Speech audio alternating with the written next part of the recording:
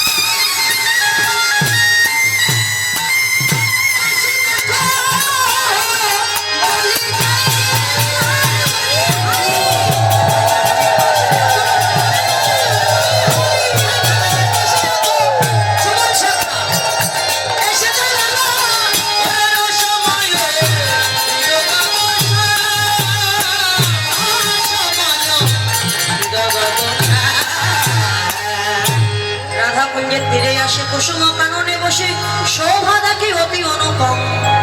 তো সুবল তিনি রাধাকুণ্ডের তীরে দুইজন বসে আছে।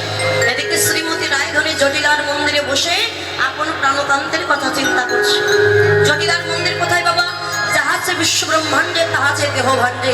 এই দেহটা হচ্ছে জটিলার মন্দিরে যাবট গ্রাম। এই যাবট গ্রামে মায়া হলো জটিলা, কাম হলো কুটিলা, অহংকার হচ্ছে আয়ান, আর ভক্তি স্বরূপিনী শ্রীমতী রাধা ঠাকুরানী। মায়া ভজনের বাদী, জটিলা যেমন ভজনের বাদী। এই মায়া আপনাকে ভজনে যেতে দেবে না কিছু। কাম, দেহের যে কাম সেটাও ভজনের বাদী, অহংকার সেটাও ভজনের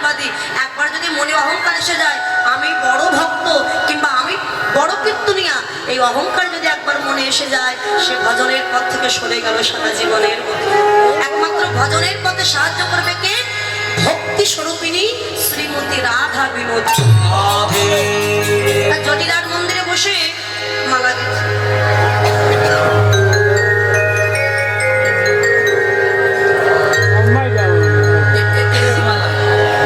আচ্ছা মা, আমরা তো মালা গাঁথি না, কিন্তু রাধারানী মালা গাছে কেমন করে দেখ। ললিতাকে ডেকে বোঝায়, ললিতা সফল তো কৃষ্ণ সেবায় লাগে।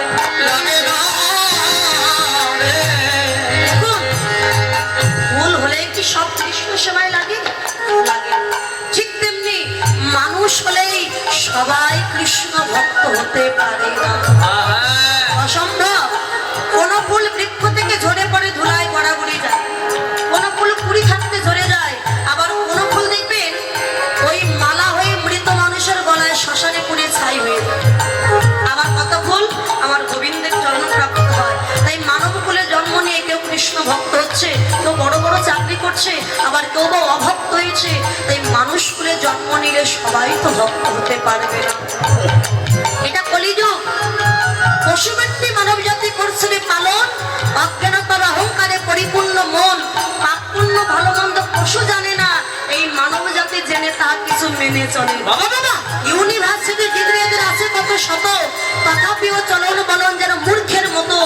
বাদরের আদর বেশি হচ্ছে সারা দেশে, পিতা মাতার সেবা ছেড়ে কুকুর কিনে বসে।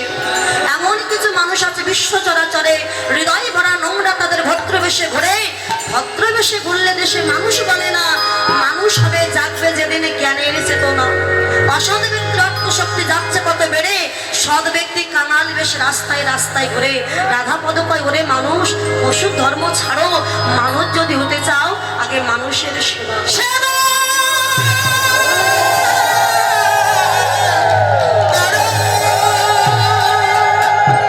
এই কলিযুগে বাবা যেটা হচ্ছে, মহাজন লিখলেন জগতের সতের শত্রু বেশি। যারা ভালো তাদের অনেক শত্রু, অসতের মিত্র বেশি, অসতের অনেক বন্ধু। যাই না কেউ জ্ঞানের ধারে, সবে বাদর কেনে আদর করে। সব অসতীরে সতী কয়, সতীর লজ্জা জগৎ মোহ। দেখো সারের বেগুন খাচ্ছে ভালো, ডুমুর পচে নষ্ট হলো। দুধ খেয়েরা হয় না খুশি, মদের দোকানে ভিড় বেশি। চোর ডাকাতের কত মজা, ভালো মানুষের হচ্ছে সাজা। যদি নিজের বিচার করো ভাই, দেখবে পরের বিচারের সময়। বাহ্যিক শিক্ষা শিক্ষিত কত, এদের ব্যবহার পশুর মতো। চরিত্র যদি পবিত্র হয় তবে তাদের মানুষ কর। এই কলিযুগে ভালো মানুষের কোনো দাম নেই বাবা। আপনি তিলক থেকে জপের মালা নিয়ে রাস্তা দিয়ে যান, আপনাকে দেখে যে এত সমালোচনা করবে মানুষ। কোনো মা যদি একটু ভক্ত হয়, মালা জপ করে পাশের বাড়ি দিদি বলে, ও দিদি খুব যে ভক্ত হয়ে গেছে। যে একটু ভক্ত হবে, এখন ওই বউটা তার স্বামীকে দেখে বলে, এই শুনেছ পাশের বাড়ির অমুকের বউ খুব বড় ভক্ত হয়ে গেছে। আপনি নাস্তিক হয়ে যান, কৃষ্ণ ভজন করবেন না, আপনাকে দেখে কোনো সমালোচনা করবেন না। কিন্তু যে একটু কৃষ্ণ নাম করবেন, আপনি যদি ভক্ত হয়ে কাউকে বলেন দাদা জয় নিতাই, আপনাকে উত্তর দেওয়ার পরিবর্তে কি বলবে জানেন, খুব যে বড় ভক্ত হয়ে গেছে। কারোর বাড়ি যদি কোনো বৈষ্ণব কি বলে, মা জয় রাধে, মা কি বলে, বাবা আমার বাড়ি বাদে, অন্য বাড়ি যাও, আমার বাড়ি হবে। দেখুন মা, বাড়িতে অনেক ভিখারি বৈষ্ণব আসে, তাই না? আমি দিতে পারবো না, আমার সামর্থ্য নেই, আমি দিতে পারবো না। বেশ, আমি ভালো মুখে বলে, বাবা আমার দেওয়ার ক্ষমতা নেই, আমার ক্ষমা করে দেবো।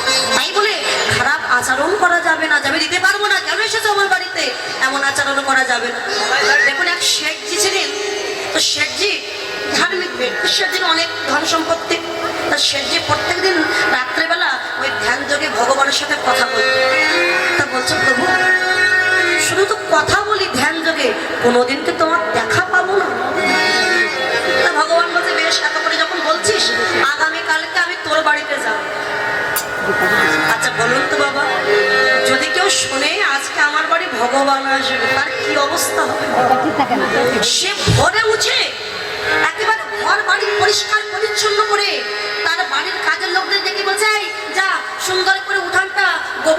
পরিষ্কার করে দে, আবার কলা গাছ টানিয়ে দে, ভগবান আসবে, পরিষ্কার জায়গায় ভগবানকে বসতে দিতে হবে, মিষ্টি মিষ্টান্ন সাজিয়েছে। বসে আছে শেঠজি, সারাদিন কেটে গেল আর এলো না। যেই না সন্ধ্যা হবে তার একটু আগে একজন ব্যক্তি এসেছে, গলা পচা কুষ্ঠ ব্যাধি, গায়ে দুর্গন্ধ বাহির হচ্ছে, এসে বলে, ও শেঠজি, শেঠজি আমি সারাদিন আজকে কিছু খাইনি, আমাকে কিছু খেতে দে। শেঠজি বলে, তোকে খাওয়ানোর জন্য কি আমি বসে আছি? আমি যার অপেক্ষায় আছি সে তো আসছে না, তোর খাওয়ার আর জায়গা পেলে না আমার বাড়ি এলি। এই কি আছিস? ওর গলা ধাক্কা দিয়ে বাহির করে দে। তখন সে গলা পচা কুষ্ঠ ব্যাধি ব্যক্তি বলে, দেখো আমি চলে গেলে কিন্তু আর আমায় ডাকলেও পাবে। আরে যা না বাবা, তুই যা। তাড়িয়ে দিস। রাত্রেবেলা শেঠজি ভগবানকে ডেকে বলে, প্রভু গোপীদের সাথে যেমন ছলনা করতে আজকে আমার সঙ্গেও ছলনা করলে। বলে, কেন? না আমার বাড়িতে আসতে চাইলে সারাদিন আমি অপেক্ষা করলাম, তুমি তো এলে না। ভগবান বললেন, আমি তো গিয়েছিলাম, তুই তো আমায় তাড়িয়ে দিয়েছিস। এসেছিলি কখন? বলে, কেন? ওই গলা পচা পুষ্ট ব্যাধি নিয়ে যে ব্যক্তি গিয়েছিল না, ও আর কেউ নয়, ও স্বয়ং আমি। ও তুমি? দেখো প্রভু, আমি না তোমায় চিনতে পারিনি, তা আমাকে কি আর একটা সুযোগ দেওয়া যায় না? আর একবার একটু সুযোগ দাও। ঠিক আছে, আমি আগামীকালকে আবারও তোর বাড়ি যাব। এখন পরদিন আবারও সব গুছিয়ে রেখেছে, আর তার বাড়িতে যে সমস্ত কর্মচারী ছিলেন, মোবাইল তাড়াতাড়ি রাস্তায় গ্রামে সব দেখে আয়, যেখানে গলা পচা কুষ্ঠ ব্যাধি পাবি, যে ব্যক্তি পাবি ধরে আনবি, ওটাই হচ্ছে ভগবান। এখন গলা পচা কুষ্ঠ আক্রান্ত ব্যক্তি সারাদিন ঘুরেছে, প্রহরীগণ একজনও পেল না কর্মচারী। আবারও সন্ধ্যার আগে 7 থেকে 8 বছরের একটা ছেলে কাঁধে করে 1 বস্তা বই এনে বলছে, ও শেঠজি একটু ধরে দাও না, খুব ভারী, নামাতে পারছি না, একটু ধরে নামিয়ে দাও। শেঠজি বলে, আমি খুঁজছি কোথায় সে গলা পচা কুষ্ঠ রোগী ব্যক্তি, আর তুই কিনা আমার কাছে এসেছিস বস্তা নামিয়ে নিতে? এই তোর বস্তা নামানোর জন্য আমি বসে আছি, যা বেরিয়ে যা। বলছে, দেখো আমি চলে যাচ্ছি কিন্তু। আরে যা না, তুই চলে যা। চলে গেছে। রাত্রেবেলা শেঠজি আবার ভগবানকে ডেকে বলে, প্রভু কই আজকে তো এলেন, কোথাও তো গলা পচা কুষ্ঠ রোগী ব্যক্তি একজনও পাইনি। ভগবান বলে, গিয়েছিলাম, তুই তো আমায় তাড়িয়ে দিয়েছিস। কি রূপে এসেছিলে? বলে, ওই যে 7 বছরের একটা বালক। তোর ভাগ্যটা কত খারাপ দেখ, আমি যে কাঁধে করে 1 বস্তা বই নিয়ে গিয়েছিলাম, ওটা আর কিছু নয়, ওটা হচ্ছে 1 বস্তা শ্রীমদ ভাগবত গীতা। আমি নিয়ে গিয়েছিলাম তোকে দেব, কিন্তু তুই আমায় তাড়িয়ে দিয়েছিস।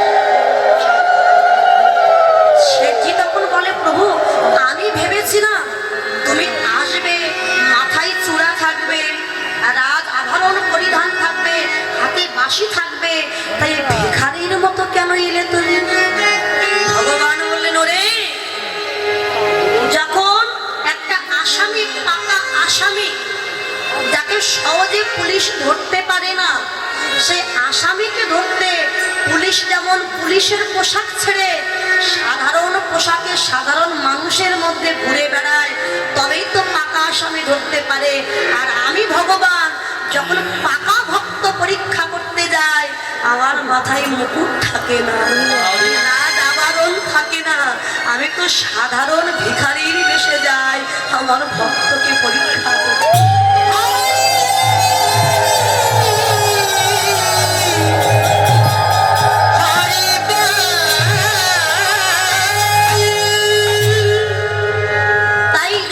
বৈষ্ণব ভক্ত আসে, তাড়িয়ে দিও না।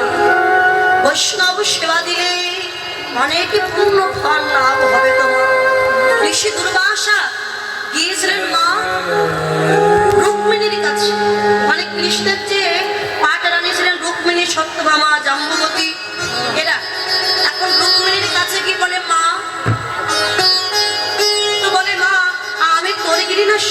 করতে এসেছো। ঠিক আছে বাবা, তুমি বসো, আমি সেবার আয়োজন করে দিচ্ছি। দেখ মা, সেবা করবো, তবে 108 ভাগে রন্ধন করে দিতে হবে। ঠিক আছে বাবা, তুমি স্নান করে এসো, আমি ব্যবস্থা করি। স্নান করতে কত সময় লাগে মা? 10 মিনিট, 15 মিনিট, তাই 20 মিনিট, এক বেশি কোনো। দুর্বাসা মিনি স্নান করে এসে ঘরে এসে বলে, কিরে মা, রান্না বান্না হলো, দে আমায়। বাবা, সবাই মাত্র বসিয়েছি বাবা, একটু তো টাইম দিতে হবে। 108 ভাগ তুই দিবি না, আমি চলে যাব।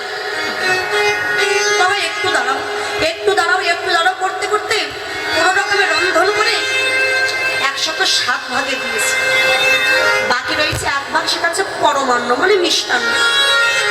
তার সেবা করার পরিবর্তে দুর্বাসা মুনি আগে গুনে দেখছে কয় ভাগে দিয়েছে।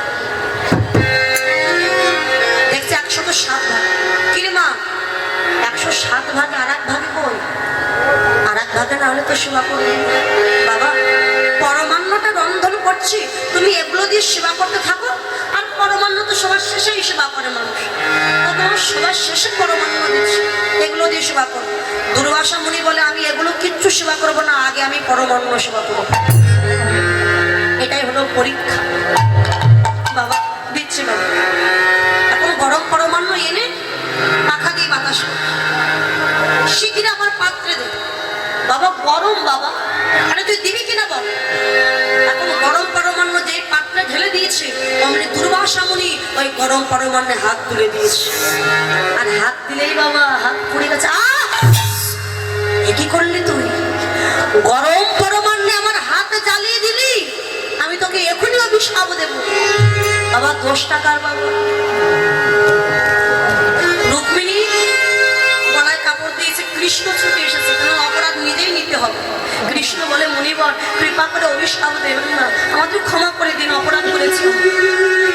দেখো কৃষ্ণ, তোমার মিষ্টি মিষ্টি কথায় আমার হাতের জ্বালা কিন্তু কমবে না। বলুন আমি কি করলে আপনার কষ্ট থেকে আপনি মুক্তি পাবেন?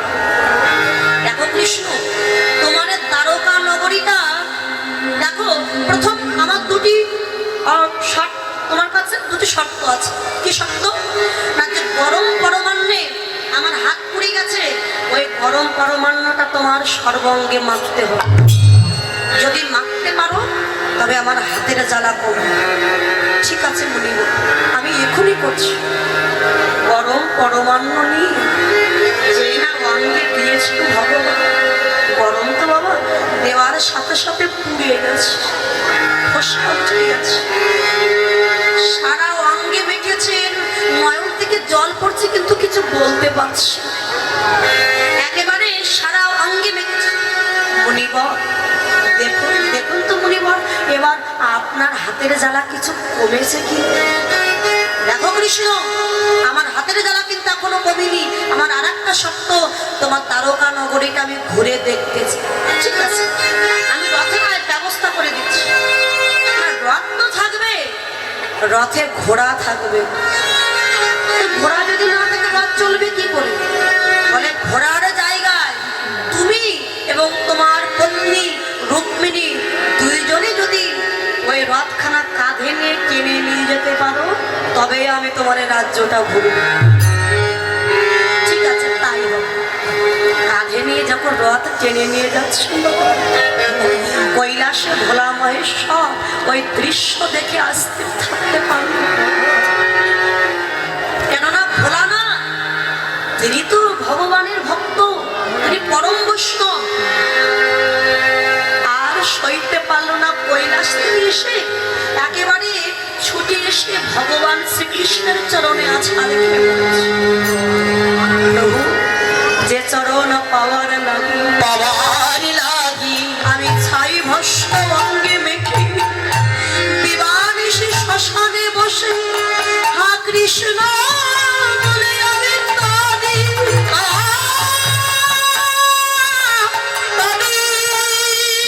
সেই ভগবান তোমার এই কষ্ট যে আমি সইতে পারছি না। দুর্বাসা মুনি রথে দাঁড়ায় দেখে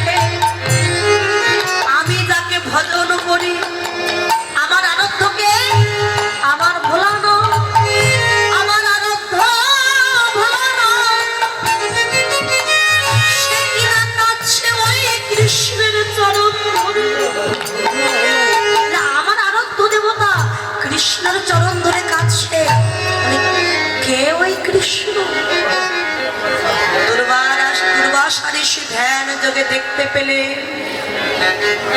বৈকুণ্ঠে আসনটা খালি পড়ে আছে আর ওই বৈকুণ্ঠের নারায়ণ আজকে কৃষ্ণ রূপে লীলা করছেন। দুর্বাসা ঋষি রথ থেকে নেমে ভোলানাথের চরণে নয় ছুটে গিয়ে কৃষ্ণের চরণে পড়েছে। ভগবানের চরণ দুখানা হৃদয়ে কেঁদে কেঁদে বলে গো ভগবান, আমি যে বড় অপরাধ, আমি তোমায় চিনতে পারলাম না, তাই আমি অপরাধ করেছি বলে অপরাধী বলে ভগবান যেন তোমার চরণ ছাড়া আমায় করো না, যেন তোমার চরণ ছাড়া আমায় করো না গো, তোমার চরণ ছাড়া আমার করো না গো। তোমার ওই চরণে যেন মনে থাকে চরণ ছাড়া করো না গো। তোমার ইচ্ছা মনে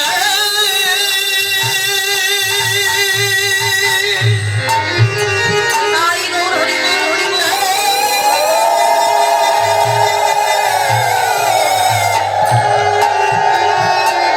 তোমার ওই চরণে যেন মতি থাকে,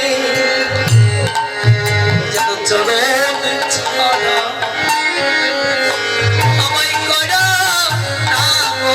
সেদিন আমার প্রাণ পাখি উড়ে যাবে, ওই ভব নদীর পারে গিয়ে আমি দাঁড়াইব, সেদিন কৃপা করে তোমার চরণ করিতে করে তুমি আমায় ভব নদী পার করে ভব নদী পার আমায় করে দিও। যেন কাঙাল বলে হরি বল, হরি বল। আমায় দিও না ভব নদী পার করে। আমি কাঙাল বলে